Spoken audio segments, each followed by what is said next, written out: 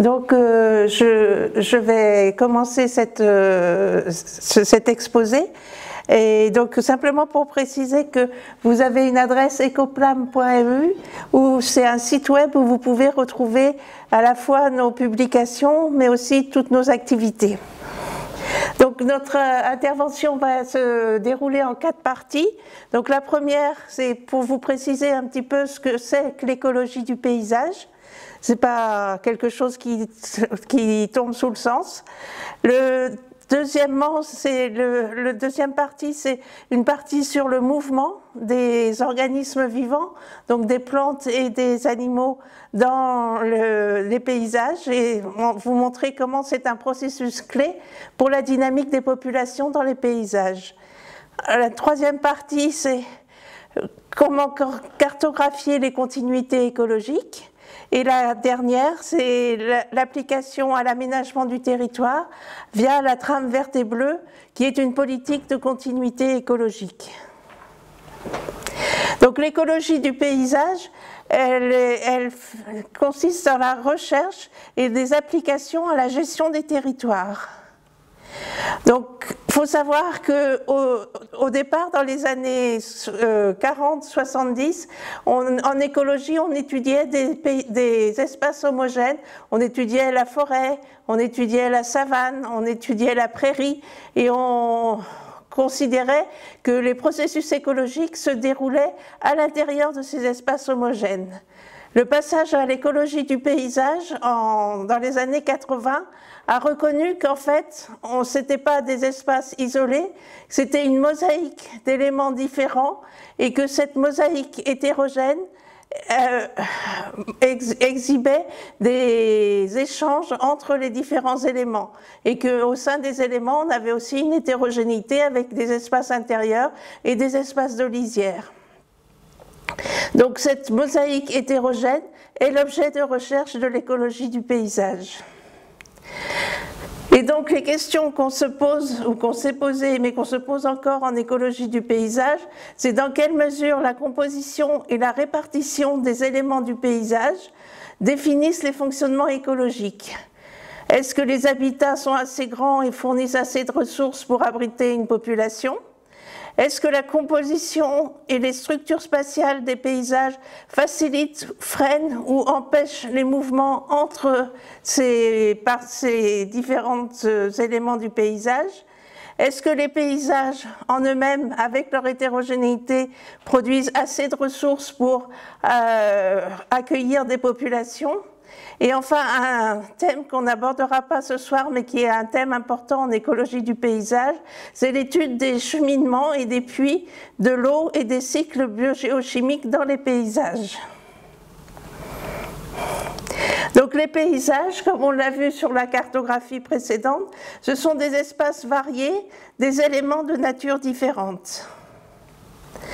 Et on se demande comment les aménager pour assurer leur durabilité. Donc ces paysages sont définis par les contraintes environnementales, le fait qu'on soit en altitude, qu'on soit au bord de la mer, et les activités humaines. C'est vraiment une interaction forte entre les deux qui aboutit à la création et à la gestion des paysages. C'est ce que vous pouvez voir ici avec le rôle de l'agriculture sur les paysages. Et puis ici, le premier tableau reconnu comme étant un tableau de paysage qui est celui relatif à l'effet du bon gouvernement, donc en 1337, qui montre comment, en fonction de la distance à la citadelle, on a une zone de culture et plus loin, alors qu'on a des collines et non plus la vallée, on a des zones de DSA ou d'oliviers sur terrasse. Donc le paysage, comme on l'a dit, c'est un espace hétérogène. Et dans cet espace hétérogène, on reconnaît des tâches, ce qu'on appelle dans notre jargon des tâches, qu'on peut appeler aussi des parcelles de nature différentes, avec la prairie, la culture, la forêt, et puis des réseaux, donc avec les réseaux de haies bien sûr, mais aussi les réseaux hydrographiques, les réseaux routiers, qui tous ces réseaux donc, structurent le paysage. Les paysages diffèrent entre eux par leur composition et leur structure. Donc parmi les éléments de composition et de structure, il y a la taille du grain, qui est l'unité élémentaire du paysage, la taille moyenne des parcelles, par exemple, dans ce paysage de bocage. L'arrangement spatial, le fait, par exemple, qu'une forêt soit toujours proche d'une prairie ou que les prairies soient au contraire proches les unes des autres et proches des vallées. La connectivité, on y reviendra plus tard, mais c'est l'ensemble des éléments qui vont favoriser les mouvements, les liens entre les différents éléments du paysage. Et enfin, la fragmentation, qui est accusée de beaucoup de maux, puisqu'en fait, elle va tendre à isoler de plus en plus les habitats et à les diminuer en taille. Donc dans ces paysages hétérogènes, avec souvent des parcelles de petite taille, les mouvements entre les éléments du paysage sont des processus clés pour la survie des espèces. Et en effet, il y a des échanges fréquents entre les éléments de même nature, quand chaque élément n'apporte pas suffisamment de ressources pour la survie de la population, ou de nature différente quand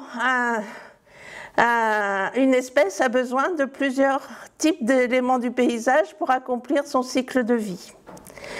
Les mouvements sont aussi importants pour se nourrir, se reproduire et pour coloniser des nouveaux habitats, ce qu'on va voir tout à l'heure. Les facteurs qui influencent la relation entre le mouvement et le paysage peuvent être catégorisés en plusieurs typologies et en particulier en fonction de la spécialisation, c'est-à-dire des besoins de conditions d'habitat très spécifiques. On va avoir des espèces forestières qui vont survivre dans la forêt et qui ne vont jamais sortir de la forêt. Et on a des espèces forestières qui sont aussi capables de sortir de la forêt pour se déplacer. Donc les premières sont des forestières strictes, des spécifiques d'habitats forestiers, et les autres sont plutôt des habitats forestiers, mais des habitats forestiers généralistes. Et en fonction de la mobilité, ce qui est la capacité de déplacement. Ici, vous avez représenté, en allant de gauche à droite, l'habitat favorable du chevreuil, qui est la forêt, qui est représentée ici en bleu, et qui se fragmente quand on va de la gauche vers la droite. Vous avez en rouge les mouvements du chevreuil pour rechercher sa nourriture, et ce que vous pouvez voir, c'est que comme il est généraliste et se déplace beaucoup, finalement, quel que soit le degré de fragmentation, le mouvement reste le même. Donc le paysage a peu d'effet sur le mouvement du chevreuil.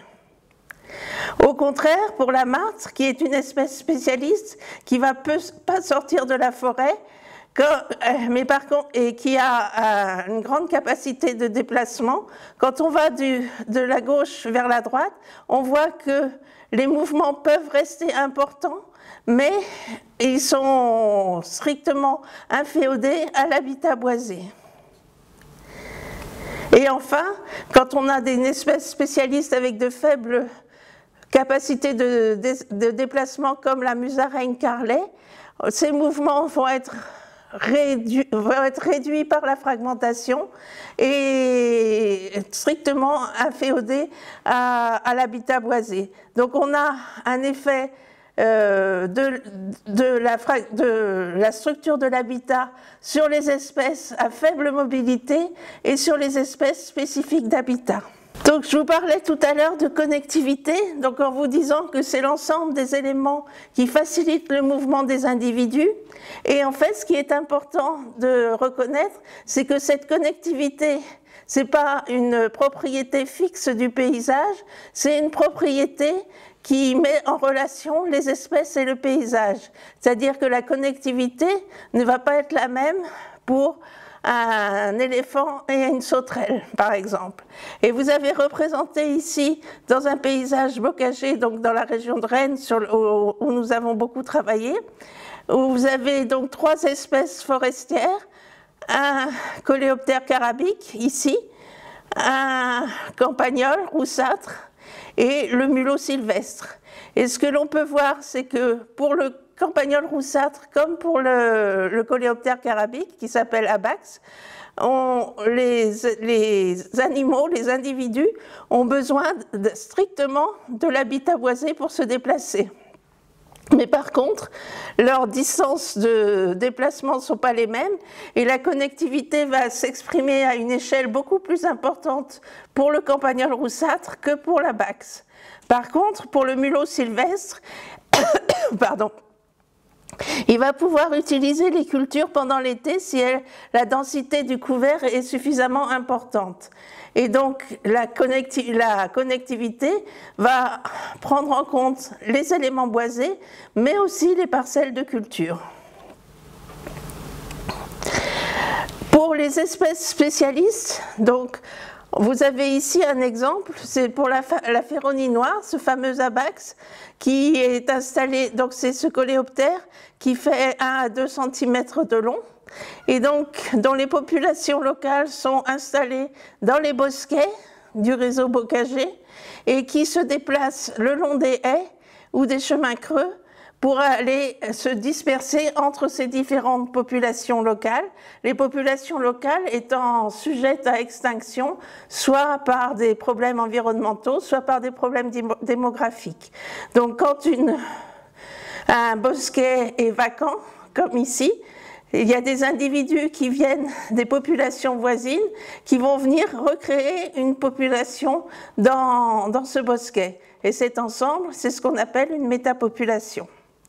Et donc, ce qui est important, c'est que pour que cette métapopulation survive, il faut qu'il y ait connectivité, connexion directe entre les bosquets et les haies. Ce qui est important aussi à voir, c'est qu'il faut qu'il y ait la structure du paysage, mais c'est aussi important de considérer la qualité des éléments du paysage. En effet, les coléoptères carabiques forestiers, comme Abax, utilisent les haies en fonction de la qualité de la végétation et de la continuité du réseau, on l'a vu. Donc dans une haie à végétation clairsemée, comme ici, les mouvements sont quasiment inexistants, alors que dans une haie à végétation dense, les mouvements vont être plus importants. Et dans un chemin creux, donc chemin bordé de 2 haies parallèles, les mouvements vont être très importants parce qu'on va retrouver ici des conditions microclimatiques qui sont proches de celles de la forêt. Donc ces chemins creux bordés de 2 haies sont des éléments clés des paysages, donc pour la connectivité. On y trouve une forte abondance d'espèces forestières. Ils jouent le rôle de corridor et favorisent les mouvements. Et ils ont un rôle positif sur la dynamique des populations. Mais par contre, ces mêmes haies qui sont donc des corridors qui facilitent le mouvement pour les coléoptères carabiques forestiers peuvent être des barrières pour les papillons. Et c'est le cas notamment pour ce papillon azuré, Lysandra bellargus, le bellargus, qui vole très peu haut, ne peut pas voler au-dessus de 2 mètres et donc se retrouve enfermé dans les parcelles si celles-ci sont entourées de haies qui sont des haies de bonne qualité pour le carabe. Alors, on a parlé des espèces spécialistes d'habitat jusqu'à présent, mais il y a aussi des espèces plurihabitats, c'est-à-dire des espèces qui ont besoin de plusieurs habitats pour accomplir leur cycle de vie. Donc, c'est le cas dans cet exemple ici d'ampidides que vous voyez ici. Ce sont des petites mouches, donc du genre Hilara. Et donc, pour ces petites mouches, les larves se développent dans les sols non remaniés. Ça peut être les bords de parcelles, ça peut être les prairies permanentes. Les adultes émergent au printemps et les mâles vont aller former des essaims au-dessus de l'eau libre. Ça peut être un ruisseau, ça peut être une mare. Et là, ils chassent, ils chassent des proies qu'ils enveloppent dans des petits cocons de soie qui vont venir offrir aux femelles qui, elles, ont fait des essaims à proximité de structures verticales, qui peuvent être des lisières de bois ou les haies du bocage. Et donc là se déroule la fécondation. Et ensuite, les femelles retournent pondre sur les sols non remaniés. Donc pour cette espèce-là, le mouvement est absolument obligatoire entre ces trois types d'habitats. Et il faut que l'hétérogénéité du paysage soit à une échelle suffisante pour que les individus puissent relier ces trois types d'habitats. Donc il faut, et on a pu montrer par exemple que dans des bocages ouverts, un certain nombre d'espèces de ce genre Hilara disparaissaient parce qu'en fait c'est des espèces à petites ailes et qui étaient plus capables de relier le ruisseau à la première haie. On a parlé beaucoup des éléments semi-naturels, mais dans les paysages agricoles, l'hétérogénéité de la mosaïque des cultures a un rôle aussi important sur le mouvement, sur les échanges. Et on vous a représenté ici la phénologie du maïs, qui est ici à gauche de la photo, et du blé à droite de la photo. Donc en fonction d'avril, ici, où le sol est à nu pour le maïs et le blé est déjà bien démarré, jusqu'à mai, où en fait on a le maïs qui est bien démarré et le blé qui est aussi démarré, et ce qu'on a, et qui est épié, pardon.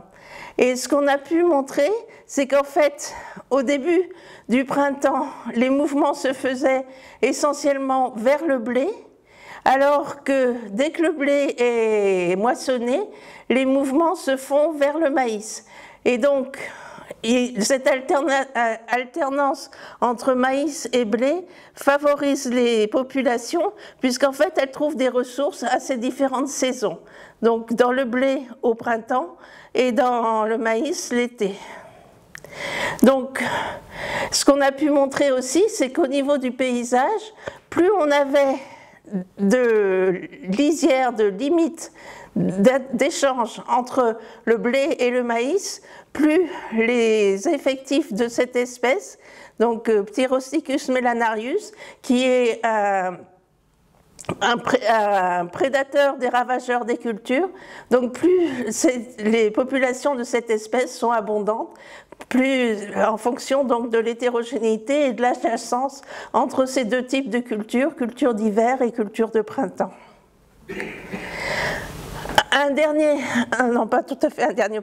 Un autre point important sur les relations entre mouvement et paysage, c'est le rôle des infrastructures de transport. Vous avez représenté ici dans la région parisienne, donc en marron, les forêts utilisées par les cerfs. Vous avez ici la forêt de Fontainebleau et ici la forêt de Rambouillet. En 1950, donc voilà comment étaient réparties les populations de cerfs. En 1970, il y a création de l'autoroute A6 qui va fragmenter la forêt de Fontainebleau, et on va avoir deux populations qui vont se différencier, une donc ici à droite de l'autoroute et une autre ici à gauche de l'autoroute. Et puis ensuite, il y a l'autoroute A10 qui est construite, la ligne TGV, et puis ce qui s'est passé, c'est que les coteaux qui étaient cultivés jusqu'à présent, à partir des années 90, se sont boisés. Et ce qu'on retrouve ici, c'est des populations qui se retrouvent isolées les unes des autres et qui vont avoir donc des problèmes potentiels de survie parce qu'on va avoir des populations isolées. Mais d'un autre côté, il y a eu des compensations à ces autoroutes avec les ponts, notamment les passages à faune, qui fonctionnent bien et qui permettent de diminuer l'isolement génétique de ces populations. Donc pour limiter ces éléments, ces isolements génétiques, donc il y a eu une loi sur l'engrillagement. Et je crois que vous avez des problèmes, enfin des questions sur l'engrillagement dans la région ici, et qui dit que les clôtures doivent désormais être posées 30 cm au-dessus de la surface du sol afin de laisser passer la petite faune et les sangliers, la petite faune, et leur hauteur est limitée à 1,20 m pour permettre aux cervidés de les franchir. Un autre type de mouvement, plus lent, c'est la colonisation de nouveaux espaces par des insectes. C'est le cas de la processionnaire du pin, donc vous avez ici sa limite nord, et on a pu montrer, donc ici vous avez l'évolution de sa limite nord depuis 2005, et en fait la colonisation vers le nord a été permise par les pins isolés en campagne et dans les parcs urbains, et parce qu'en fait on a pu montrer que les femelles de la chenille processionnaire pouvaient se disperser jusqu'à 3 ou 4 km. Et donc, comme en Beauce, la distance entre les pins moyenne est de 3 à 4 km, ça a permis la colonisation vers le nord, même si on n'a pas de grandes forêts de pins. Enfin, dernier point, la notion de pollution lumineuse qui va limiter aussi les mouvements entre les différents habitats pendant la nuit. Donc vous avez ici plusieurs exemples d'impact de la lumière sur les chauves-souris, sur les animaux en migration, avec le halo urbain, sur les insectes avec de la lumière directe ou de la lumière ambiante ou projetée.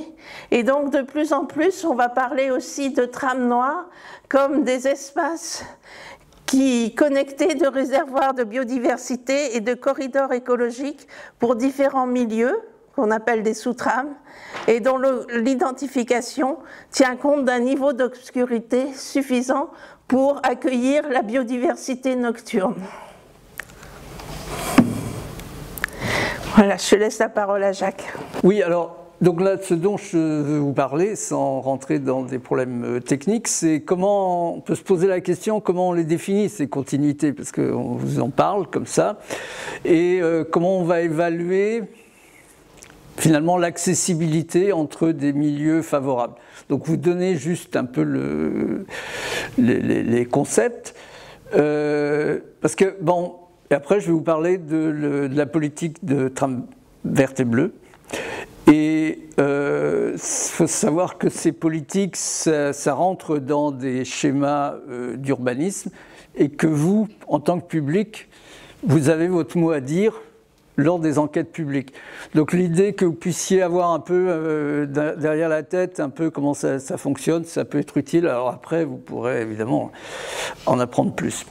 Donc en fait, il faut, si on veut que la connectivité entre deux points A et B, bah, si on veut que les espèces puissent aller de l'un à l'autre, il faut que ce soit accessible. C'est tout bête.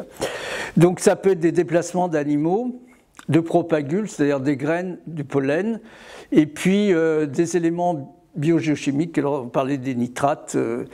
Les nitrates, on a plutôt, on n'en parle pas, mais en fait plutôt tendance à déconnecter les paysages pour ce genre de choses ou pour les pesticides. Et ça dépend du mode de locomotion, ce dont vous a parlé Françoise.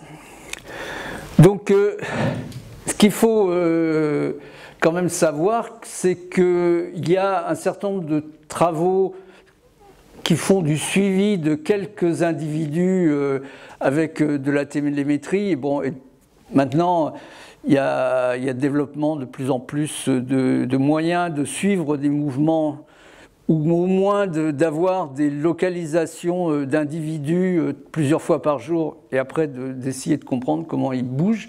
Mais sinon, la plupart du temps, c'est fait par de la modélisation, ou en utilisant la littérature scientifique, l'expertise des uns et des autres, on se dit qu'il y a plus ou moins des barrières entre les deux, puis après on vérifie quand même que ça marche comme ça. Donc je vais vous montrer un exemple, on va revenir sur un papillon. Donc là on a un ensemble de prairies, enfin si vous voulez ça peut être aussi des ensembles de bois et de la chenille processionnaire, c'est comme vous voulez. Et on a une carte de prairie là, qui représente 10 km par 5 km, et le myrtille qui est beaucoup étudié et qui est un papillon qui peut avoir des vols de 70 mètres environ. Et il y a deux choses importantes, comme l'a dit Françoise, c'est parlant de la fragmentation, ces taches de prairie, elles ont des tailles très différentes. Et là, quand on regarde, on a deux grandes prairies, et puis on a plein de petites prairies. Donc, et ça se trouve dans ce paysage, hein, c'est l'exemple de ce paysage. Où on voit qu'on a des prairies qui peuvent être petites, d'autres qui peuvent être plus grandes, et puis on a des cultures entre deux, on a du boisement, on a plein de choses, c'est un vrai paysage.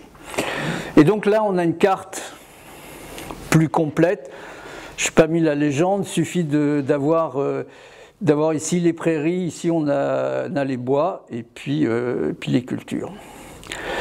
Et donc, bon, voilà la liste des cultures qu'on a. Le code, c'est pour la carte, j'aurais pu le supprimer. Et là, on met de la friction. La friction, c'est quand je marche sur cette moquette, je dépense une certaine énergie. Si maintenant je veux traverser la salle en sautant par-dessus les sièges, surtout moi, ça va me demander beaucoup plus d'énergie pour faire la même distance. Je pense que vous comprenez. Donc à ce moment-là, on dit par exemple ça prend 2 fois plus, 3 fois plus, 10 fois plus, et si ça prend 50 fois plus, là, vous ne le faites pas. Donc c'est ça, on met des coefficients à chacune des cultures pour dire par exemple que pour ce papillon, traverser des forêts et des taillis, ça prend beaucoup d'énergie, ou des zones urbanisées. Alors les zones urbanisées, c'est un terme un peu compliqué, parce que dans l'urbanisation, il y a aussi des jardins, etc. Mais donc on utilise des coefficients de ce type pour faire la carte. Hein, donc voilà, soit le papillon il est là-dedans et puis il a du mal à sortir donc parce qu'il y a des partout, soit il est là puis il va aller chercher une trouée dans la haie pour circuler. Alors le premier point, c'est la distance. On a nos deux grandes prairies et puis on se dit qu'elles peuvent être sources, elles sont belles, il y a plein de fleurs dedans, il y a plein de papillons, et puis elles peuvent être source de colonisation. Donc la distance euclidienne, c'est la distance à vol d'oiseau. Et donc à partir de ces deux grandes prairies, on peut dire, faire calculer au logiciel la distance, et on voit qu'on peut aller comme ça de plus en plus loin, et qu'on a des prairies plus petites qui sont à certaines distances données, donc qui peuvent potentiellement être colonisées. Là, quand on est à 1500 mètres, on peut se dire qu'il ne va rien se passer. En même temps, les petites prairies, elles vont servir de pas japonais. Vous voyez, les pas japonais, c'est des trucs qu'on a dans les parcs, les jardins, c'est quand on a des pierres et puis on saute d'une pierre à l'autre. Et donc là, si on peut se déplacer en pas japonais, en prenant toutes les prairies, bien on voit que là, on est envers une distance de... en jaune, on a une distance de 50 à 100 mètres. Si le papillon peut guère faire plus de 100 mètres, on voit quand même que ici, on a un paquet de jaune qui permet à tous les papillons de circuler.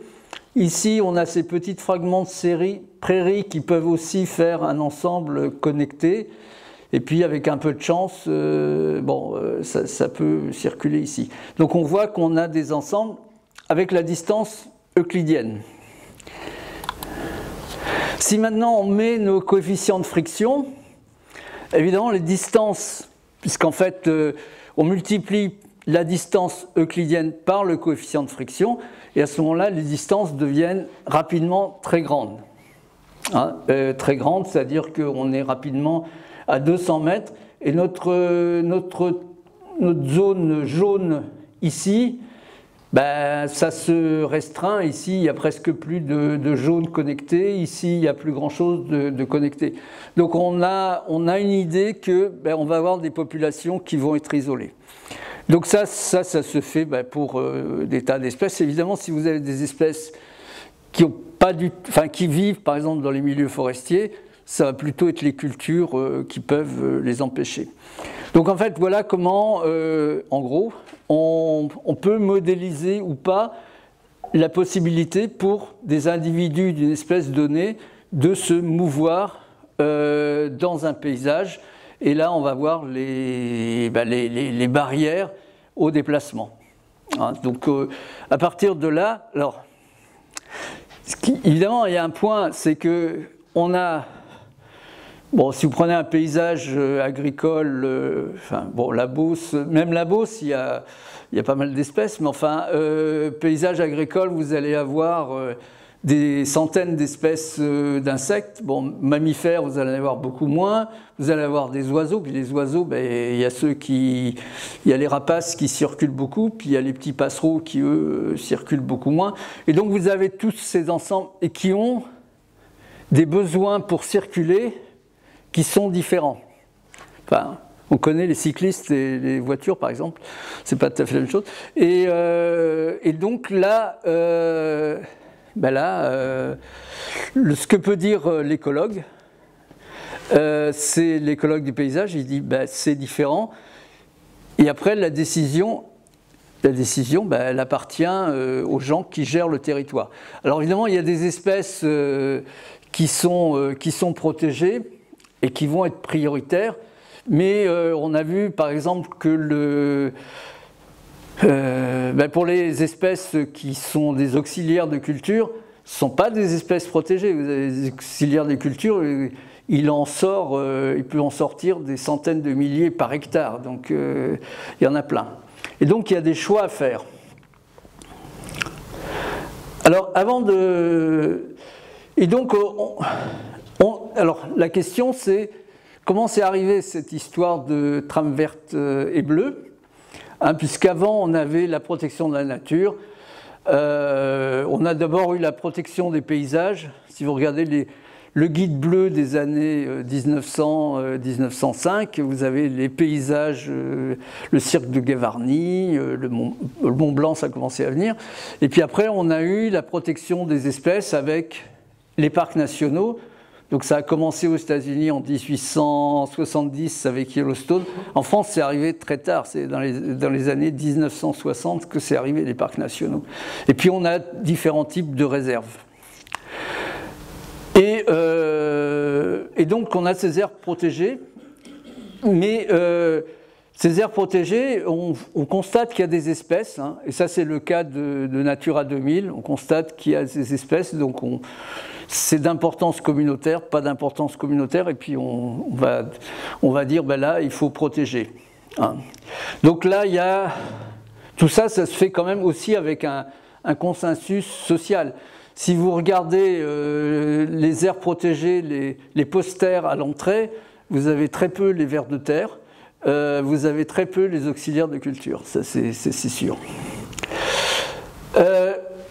Donc ça a été jugé, enfin ça a été vu comme étant insuffisant parce qu'on s'est aperçu qu'il y avait d'abord de la biodiversité à l'extérieur et puis que ces aires protégées, les espèces, il pouvait y avoir des populations qui s'effondrent pour des raisons...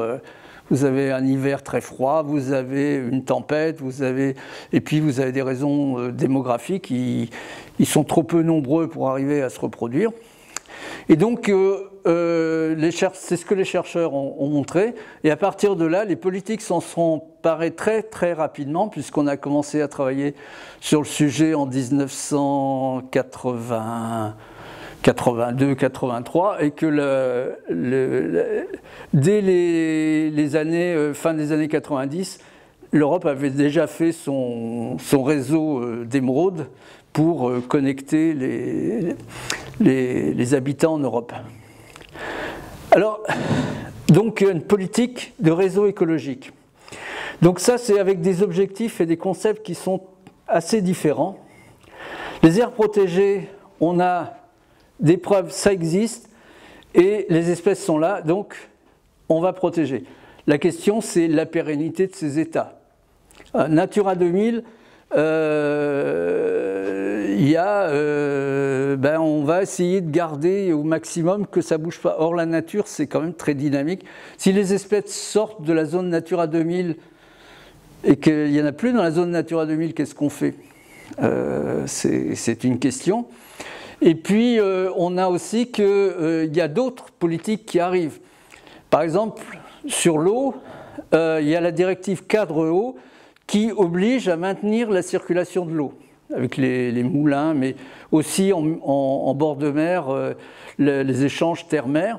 Et donc là, vous avez quelque chose de très dynamique.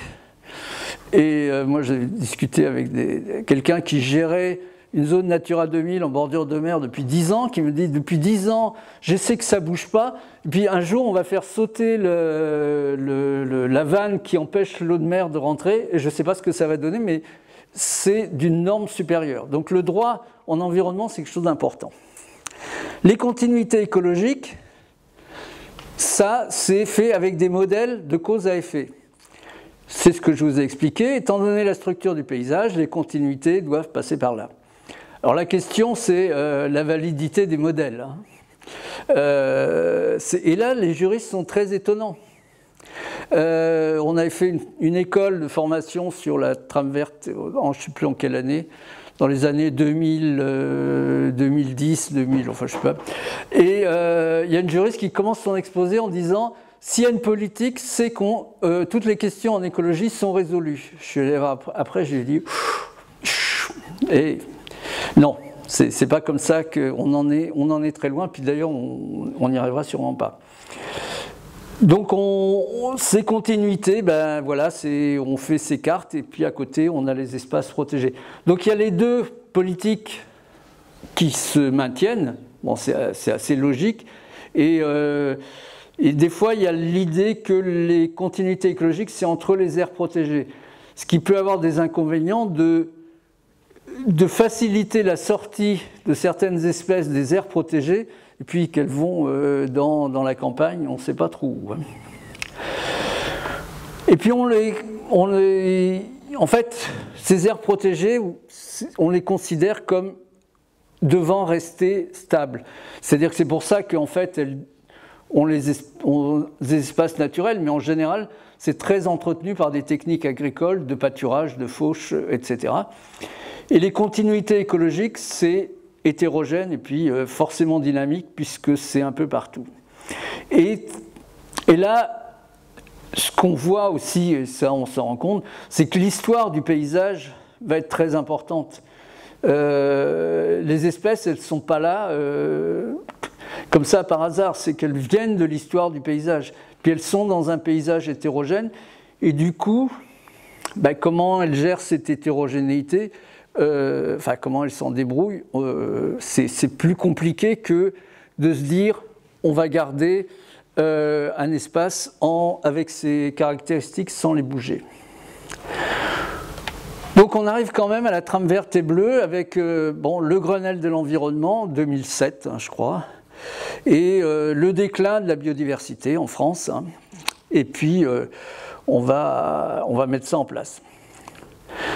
Alors, premier point, c'est comment ça se met en place. Alors, il y a le législateur qui a quand même des fois des idées bizarres. Ça se met en place au niveau régional. Alors, c'était avant le SRCE, le schéma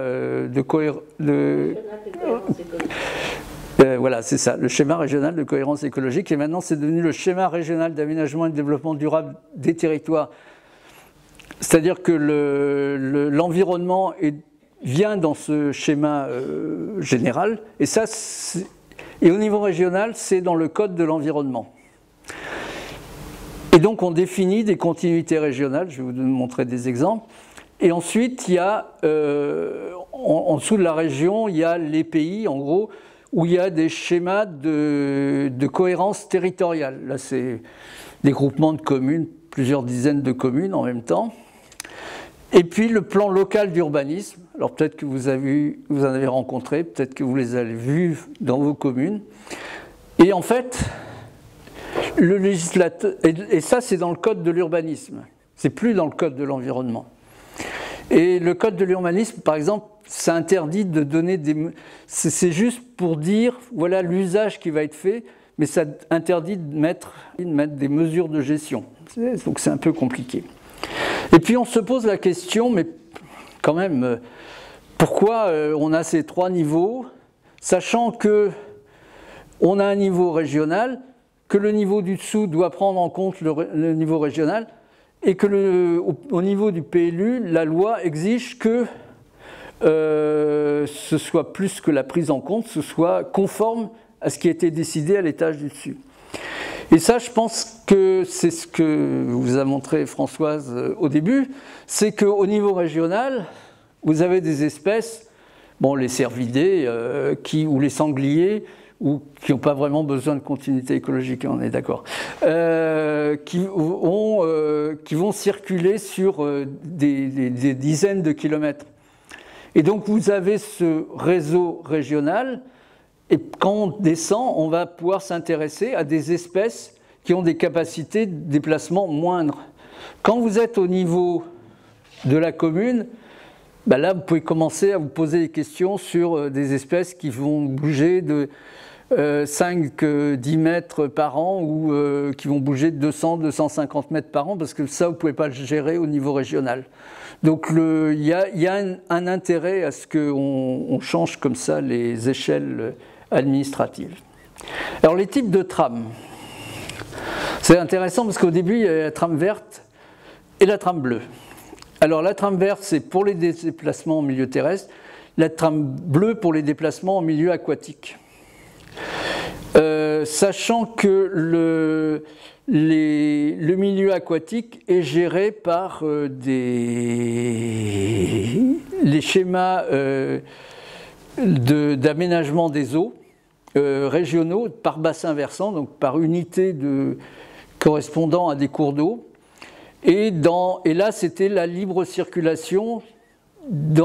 Premier point, la libre circulation dans le cours d'eau. Donc avec problème de barrage, par exemple pour les espèces migratrices comme le saumon, qui vont se retrouver avec les moulins et pas pouvoir circuler. Donc ça, il fallait changer ça. Et puis la question, j'ai encadré une doctorante sur le sujet, c'est qu'à l'intérieur des grands fleuves, si vous prenez la Loire par exemple, vous avez des poissons qui utilisent certains endroits, par exemple calmes, pour se reproduire, pour déposer leurs œufs, et d'autres endroits pour aller se nourrir. Et il faut que ces différents endroits, dans le cours d'eau, puissent être connectés les uns aux autres. C'est pareil, on fait des modèles et ça marche bien. Et puis est apparue la trame noire,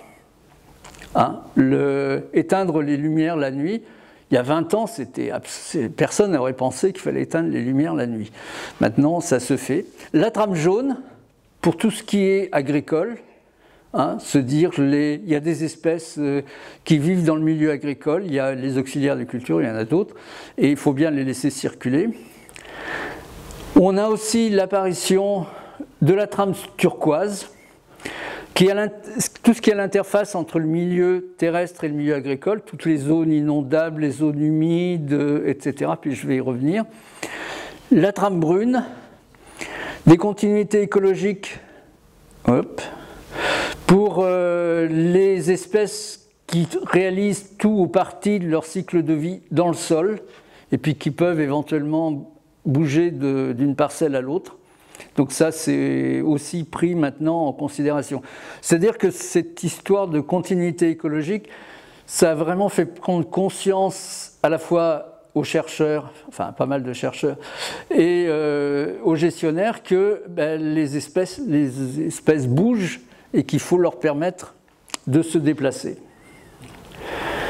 Alors des exemples de trames vertes, voilà, j'ai pris une région qui est quand même la vôtre, hein, et on voit qu'il y a à ce niveau-là, alors des réservoirs, c'est-à-dire des zones qui sont censées abriter le plus possible d'espèces du milieu considéré, donc bocage. Alors oui, alors vous voyez quand même c'est très hétérogène puisqu'on a bocage, ensuite on a chiroptère, ce qui n'est pas la même catégorie, les milieux boisés, prairiaux, etc.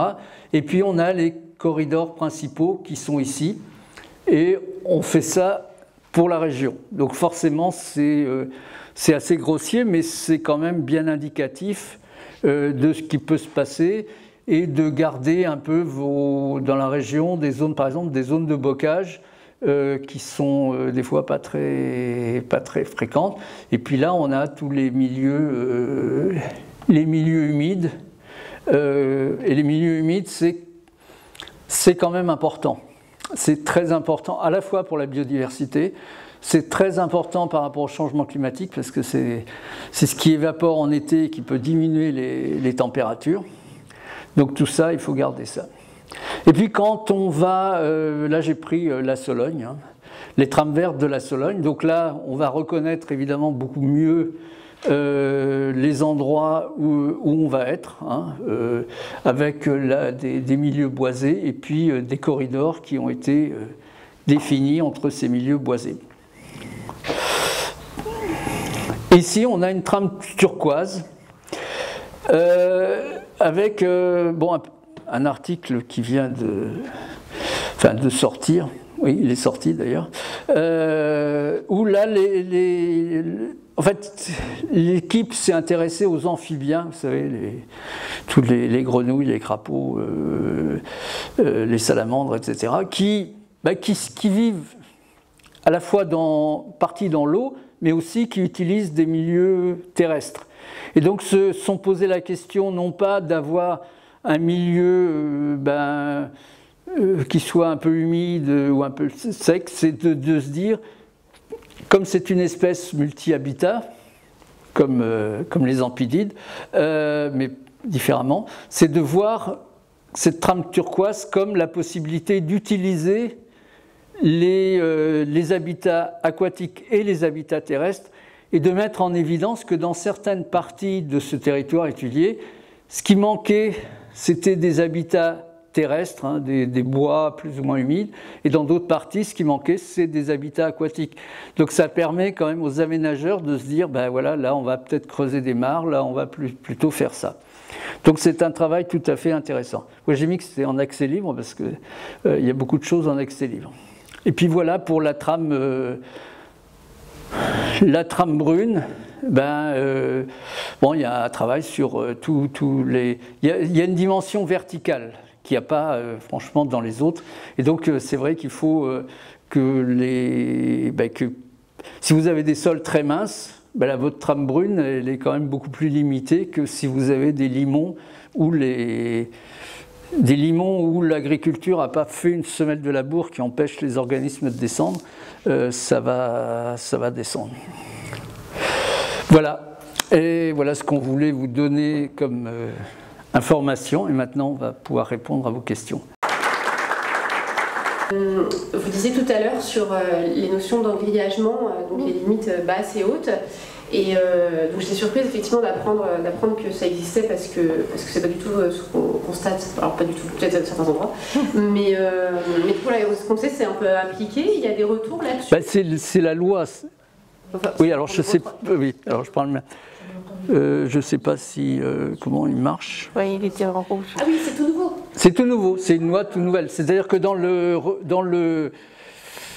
quand les gens refont leur clôture, normalement, ils doivent se mettre à ça. Donc, ça veut dire que par rapport à l'engrillagement tel que effectivement on le connaissait, où tout ça descendait au sol et ça faisait 3 mètres de haut, bon, il y a une évolution. Alors. Après, on peut se dire qu'il ne faut pas d'engrillagement, ça c'est une autre histoire. Vous savez, les humains, vous avez peut-être remarqué, mais on n'a pas tous les mêmes points de vue sur la chose, et des fois il faut négocier, et voilà. Il y a la loi, est-ce qu'il y a les décrets? Comment ? il y a la loi, mais est-ce qu'il y a les décrets d'application?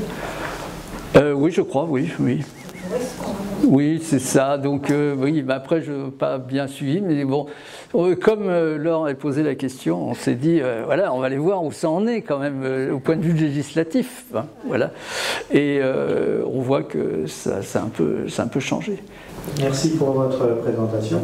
Moi, à propos de ces trames qu'on découvre, hein, moi je ne savais pas qu'elles étaient précises à ce point. Les trames vertes semblent quand même relativement bien définies. Et je voulais savoir quelles obligations elles génèrent au niveau des populations locales.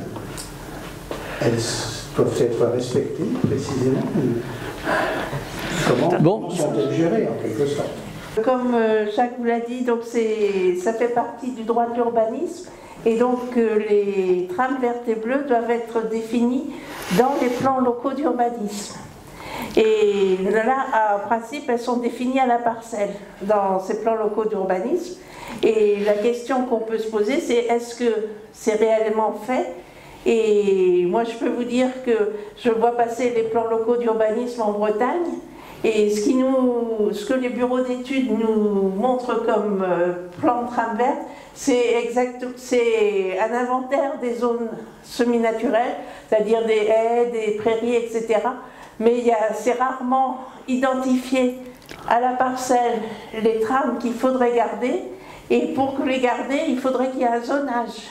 C'est-à-dire que ce soit des nature corridors ou des agricultures corridors, et que là, à ce moment-là, on peut avoir des obligations d'aménagement pour les conserver. Mais que malheureusement,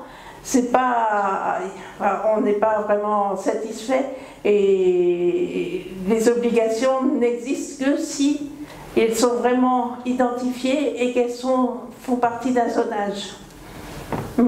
Donc c'est une très belle idée, on en parle beaucoup. Alors ce qui est important, là où ça marche bien, c'est quand pendant l'élaboration du PLU, il y a suffisamment d'échanges avec la population, et ça, il y a certains bureaux d'études qui le font, mais ils sont malheureusement pas assez nombreux. Pour prolonger la question, du coup ça veut dire que si ça a bien été pris en compte dans le PLU, ça veut dire qu'on ne peut pas faire un aménagement à cet endroit-là, si je comprends bien. Par contre, quid de juste raser la haie, ou voilà, des choses qui sont forcément aménagement et dire on va mettre un parking ici, mais des choses qui seraient peut-être plus détaillées mais qui perturberaient quand même la trame. Bah oui, non, mais à ce moment-là, si c'est dans un zonage naturel corridor, il n'y a pas le droit d'arraser la haie. Mais... Oui. On peut enlever pour remettre une... C'est ça. Alors, parce qu'il y a tout... Et en plus, il y a quand même quelques millions, plus que ça, d'euros mis pour replanter des haies. Le ministère de l'Agriculture est assez schizophrène sur l'environnement, hein, il faut le dire. Et en fait, ce qui se passe au niveau des communes, c'est les haies peuvent être des espaces boisés classés, c'est-à-dire qu'on n'a pas le droit d'y toucher. Mais on ne peut pas faire ça pour toutes les haies, parce que bon, on va le faire pour si on a des alignements d'arbres, etc. Ce que font beaucoup de communes quand même maintenant, et les agriculteurs, de toute façon, le bocage, il a toujours bougé. C'est de dire, d'accord, là, on veut pas que vous arrasiez. Là, vous pouvez araser un bout, mais vous allez replanter 2 fois.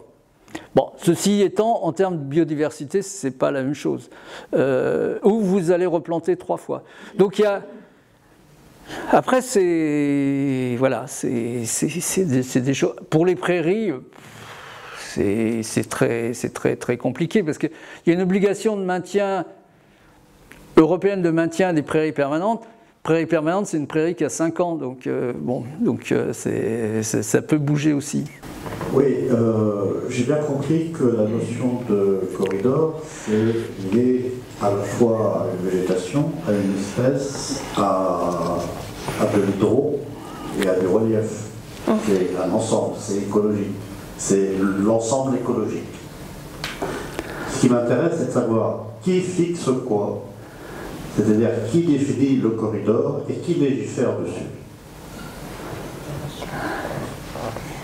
Alors sur les corridors, il y a deux types de corridors.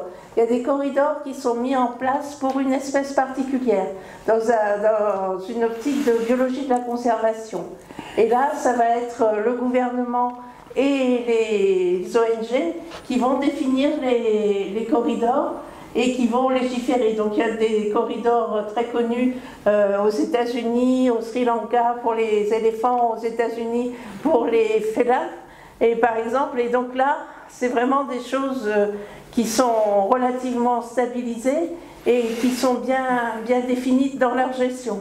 Et puis il y a tous ces corridors type tram verte où on met en place des corridors pour maximiser ou pour la durabilité de la biodiversité. Et là, c'est beaucoup moins facile de les définir.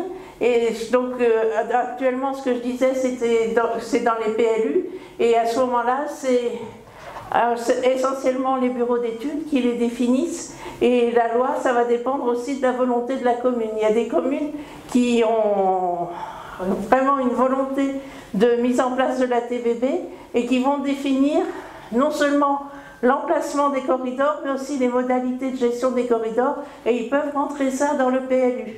Mais malheureusement, elles sont relativement rares et c'est beaucoup plus difficile de définir un corridor pour la biodiversité au sens large qu'un corridor pour une espèce particulière.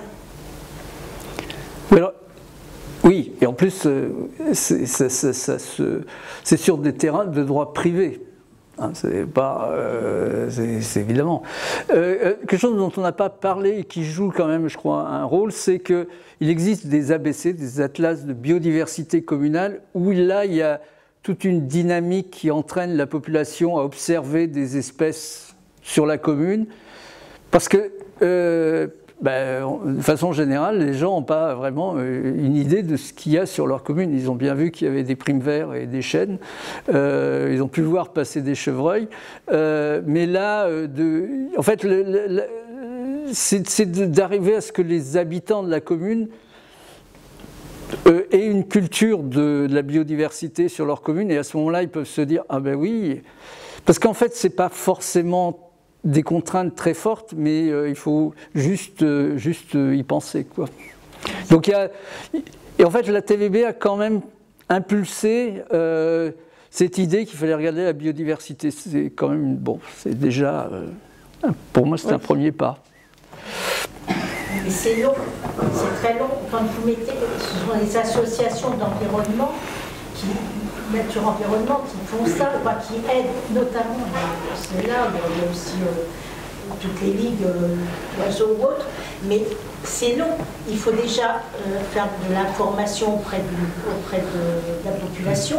Après, il faut trouver des volontaires qui tout au moins demander maintenant avec les photos, on peut faire des photos. Et c'est fait sur plusieurs années, en fonction aussi du changement climatique, mais en fonction d'une année, on va avoir du gel à telle époque, on va avoir une crue à telle époque, donc ça ne se fait pas sur un mois, ça se fait sur plusieurs années, et donc ça demande du temps. Ben, on est d'accord, mais si on ne commence pas, c'est ça.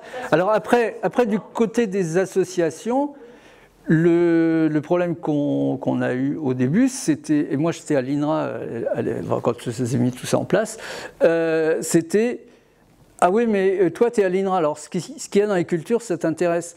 Si vous prenez une région comme la Bretagne, c'est 80% agricole, donc si vous vous intéressez pas à la biodiversité dans les cultures, et ce dont enfin, surtout moi, je suis impliqué, c'est avec les fédérations de chasseurs qui se sont mis à la biodiversité parce qu'il fallait bien faire rentrer de l'argent. Hein, et puis ils ont recruté vraiment des naturalistes qui n'avaient pas besoin de chasser et qui ont quand même aussi l'avantage de connaître l'agriculture et de savoir parler aux agriculteurs. Et donc ça, c'est essentiel parce que quand on avait fait un projet où il y avait des agriculteurs impliqués, il y avait un agriculteur qui nous a dit, on nous a montré un plan, on nous a dit ce sera ça. Alors il a dit, bon, c'était pas idiot, mais en fait on nous a dit ce sera ça, mais on nous a rien demandé. Et quand on vous a rien demandé de ce qui va se faire chez vous, vous n'avez pas vraiment forcément envie de... Donc il y a toute une... toute une dynamique collective des habitants, des associations, des administrations. Nous, on a commencé à travailler sur les études d'impact en 1978. Les études d'impact de l'environnement dans les administrations, c'était compliqué. Mais bon, ça prend du temps, mais ça avance. J'ai une question sur la biodiversité, justement. C'est assez descriptif, là, tout ce qui est les études qui sont menées. Et maintenant, il me semble qu'on pourrait commencer à passer, à relier des aspects plus sur les biotomes, les biotomes humains m'y font penser, des aspects plus moléculaires, et relier donc il y a forcément un biotome pour les animaux, pour les... c'est-à-dire que l'aspect descriptif ne me semble plus suffisant pour argumenter en faveur de l'importance de la biodiversité, aussi pour la relation entre les mammifères et tout le reste du vivant. Oui, non mais vous avez raison. Après, après on peut faire des choses beaucoup plus compliquées. Puis maintenant il y a le programme, enfin je ne sais pas si c'est un programme d'ailleurs, qui s'appelle Une Santé, où interagissent des vétérinaires, des médecins, des écologues, etc. Ce programme avance. Et effectivement, là on avance, mais pour l'instant il n'avance pas tellement en termes d'aménagement.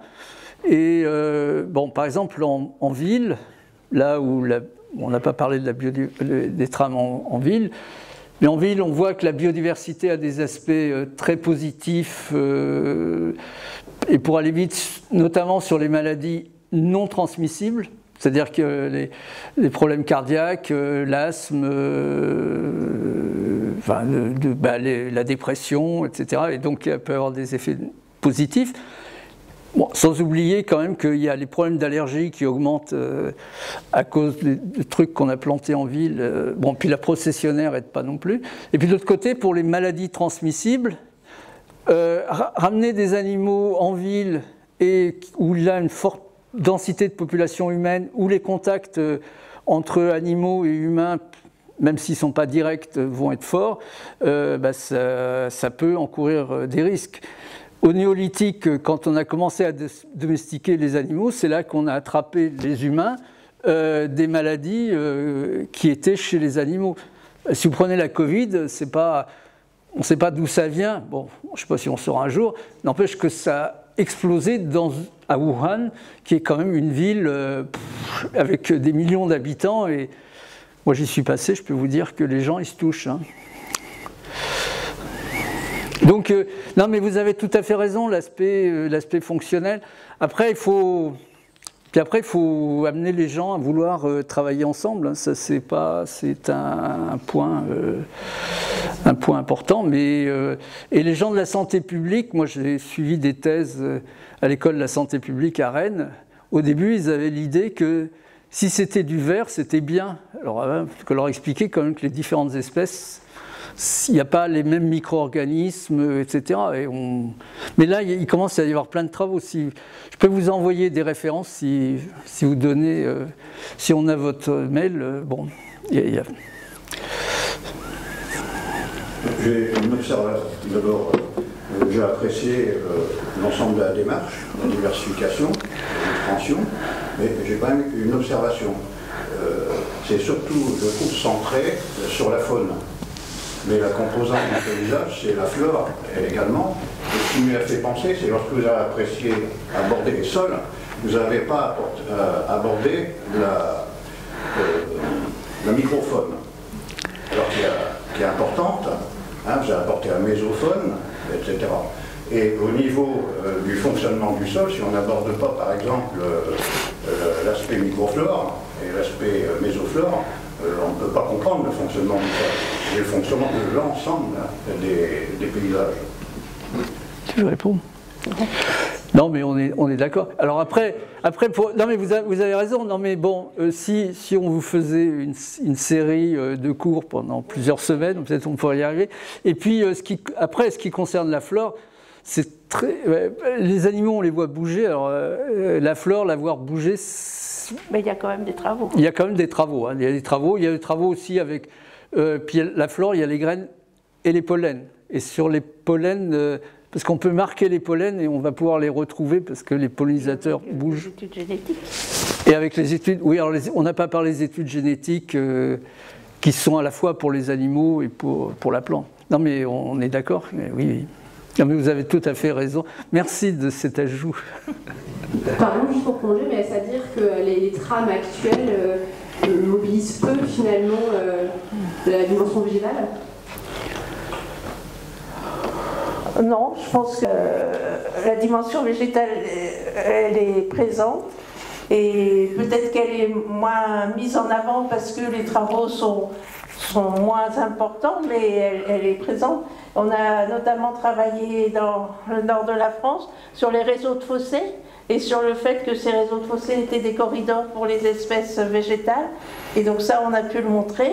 Et sur le bocage, on a pu montrer aussi le rôle des haies pour la dispersion des espèces forestières. Non, il y a pas mal de choses. Mais c'est vrai qu'ils sont moins mis en avant. Ouais, puis la végétation est mise en avant parce que la première chose que font les gens, c'est d'avoir une carte de culture ou de végétation. Donc c'est la végétation. Oui, bon, mais c'est vrai que et la colonisation par les végétaux, mais c'est quand même plus compliqué, voilà, je pense. Je trouve que dans le fonctionnement des sols et les territoires, la dimension diversité de la flore est importante, même dans un champ cultivé. Oui. Parce que les adventices participent à la flore et au fonctionnement du sol. Alors qu'on veut les détruire, ça peut apporter quelque chose. Non, on est bien d'accord, mais il faudrait conserver. Oui. Pour vous dire, il y a un laboratoire INRA, pas loin d'ici, bon, à Dijon, hein, qui est un laboratoire d'agroécologie et qui maintenant travaille sur ce qu'apporte la flore adventice. Et c'était jusque les années 90 un laboratoire de malherbologie où c'était comment on va détruire les mauvaises herbes. Donc, bon, c'est un institut qui a connu aussi une révolution culturelle importante. Est-ce que vous avez encore questions ? Alors, vous nous avez parlé de la vision un peu schizophrénique des agriculteurs en la matière. Vous pouvez développer un peu là Non, j'ai dit ce qui... Les forestiers sont aussi schizophrènes. Non, j'ai parlé du ministère de l'Agriculture. Alors, au niveau des individus... Alors, comment ? Vous avez dit schizophrène. Oui, pour le ministère de l'Agriculture. Oui, parce que d'un côté, on débloque des millions pour planter des haies. Il y a un service qui s'intéresse à comment tout ça sert à la régulation biologique, à la diminution, pour diminuer les pesticides. Ils m'ont interrogé là-dessus. Et puis d'un autre côté, on diminue les normes environnementales en disant c'est trop de normes. Comme si, si vous prenez le code de la route, c'est plein de normes. Hein. Il y a des intérêts financiers en jeu. Il ne faut pas toucher aux petits copains. Oui, ben c'est vrai. On est dans une société qui est ce qu'elle est, avec des rapports de force. Oui, ben on est d'accord. Mais bon, les chercheurs sont quand même globalement, on est assez effrayés de ce que le fait que le ministère de l'Agriculture, ne valorise pas les travaux de recherche dans les discussions avec les agriculteurs. Ah oui, mais bon.